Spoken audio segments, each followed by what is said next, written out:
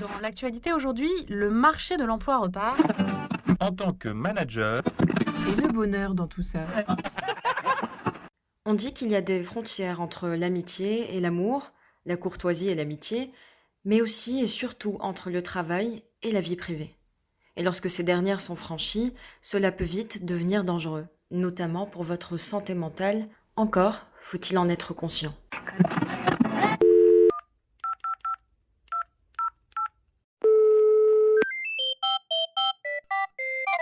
Service après-vente du manager, bonjour. Bonjour. Dans mon équipe, un de mes collaborateurs me demande de lui accorder un break parce qu'il se sent en surcharge mentale. Il me dit que le travail prend trop de place dans sa vie, qu'il y pense tout le temps et que ça commence à le parasiter. Pourtant, il aime son job, j'ai besoin qu'on m'aide à y voir plus clair. Alors un instant s'il vous plaît, ne quittez pas. Bonjour, je suis Maria Guerci, psychologue du travail, et je vais essayer de répondre au mieux à vos questions. La surcharge mentale, c'est quoi plus précisément ? On peut définir la surcharge mentale comme le fait de devoir penser à un univers alors que l'on se trouve physiquement dans un autre. Sauf que le psychique ne fait pas cette distinction. Auparavant, les frontières étaient étanches entre vie professionnelle et vie privée. Puis, l'arrivée d'Internet et du numérique a progressivement rapproché ces deux univers jusqu'au chevauchement.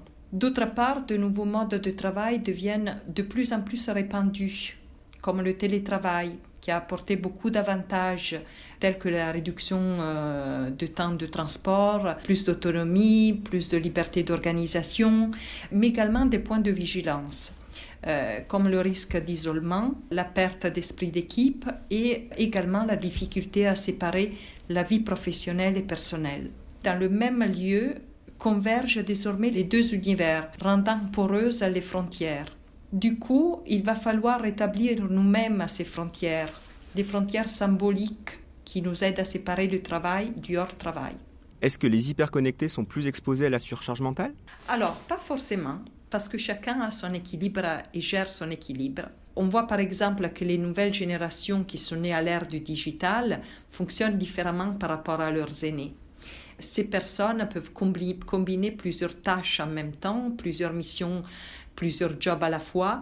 On les appelle d'ailleurs les slashers, et pour autant peuvent ne pas être surchargés, au contraire motivés par cette diversité. La surcharge mentale est vraiment quelque chose qui est lié à l'individu, à son mode de fonctionnement et à son environnement. Paradoxalement, deux personnes qui ont les mêmes tâches peuvent réagir de manière différente. Quelles sont les solutions pour rétablir un équilibre entre vie pro et vie perso ? Il n'y a pas de solution unique.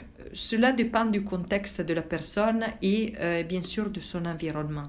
D'abord, il faut comprendre les causes de cette surcharge mentale. Cela peut être dû à une charge de travail trop importante, par exemple à un manque de formation, à l'organisation du travail, à une difficulté à prioriser ou encore à déléguer. Ce sont les questions de fond. Après, il y a des techniques pour réduire l'anxiété. Par exemple, une technique qui peut être efficace à explorer consiste à prendre conscience des différentes sphères qui constituent notre vie. La sphère professionnelle, familiale, amicale, sportive, culturelle. Chacun a des sphères personnelles. Et en effet, nous passons tous les jours d'une sphère à l'autre sans même plus nous rendre compte. Et puisque les frontières deviennent de plus en plus poreuses, ces techniques permettent de créer des frontières symboliques qui participent à maintenir cet équilibre entre vie professionnelle et vie privée. Le soir, avant de quitter le travail, ranger bien son bureau, le préparer pour le jour d'après, mettre en évidence les dossiers prioritaires à traiter le lendemain, se faire une liste des tâches à gérer, permet déjà de poser les choses et d'apprendre à les quitter. Ce sont des astuces qui sont d'autant plus importantes pour les télétravailleurs car ils permettent de justement rétablir des frontières là où elles deviennent de plus en plus perméables. Ce sont des techniques que l'on s'approprie progressivement. Le temps de transport est également un temps utile car il permet sous une autre forme la transition d'une sphère à l'autre. Et pendant ce temps, des activités viennent enrichir et combler ce temps de transition, comme la lecture, la musique, écouter un podcast, une conférence. Déjà, prendre conscience de ces différentes sphères de notre vie permet donc de prendre de la distance.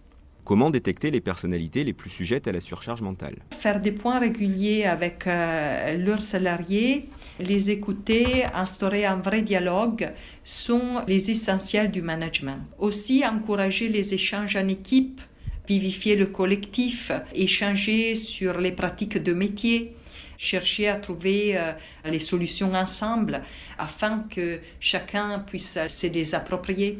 Un autre moyen est celui d'aller voir les personnes dans l'exercice de leur travail et donc de s'intéresser véritablement à leur métier. In fine, c'est grâce à l'écoute et à l'observation du travail réel que l'on peut détecter les personnes qui seraient en difficulté et de pouvoir les aider. Y a-t-il des signes annonciateurs? Ce sont des signes de fatigue physique et psychique, des difficultés à se concentrer, des difficultés à quitter un domaine pour en aborder un autre.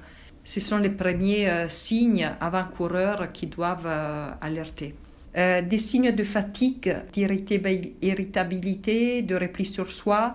Les arrêts du travail sont également des signes qui doivent nous alerter. La première chose dans ces cas est d'engager le dialogue, se recentrer sur le travail et comprendre comment aider la personne. Mais du coup, la surcharge mentale et le burn-out, c'est la même chose? La surcharge mentale n'est pas le burn-out. Mais la surcharge mentale, si elle n'est pas traitée, amène au burn-out. Depuis l'entrée en vigueur de la loi El Khomri, et notamment le droit à la déconnexion, il y a une prise de conscience et les entreprises ont signé des accords pour encadrer l'utilisation des outils numériques afin de garantir le respect du temps de repos et de congé et du coup de contribuer à assurer cette séparation entre le professionnel et le personnel. Service après-vente du manager vous remercie pour votre question. Vous pouvez maintenant raccrocher. Podcast Cadre Emploi.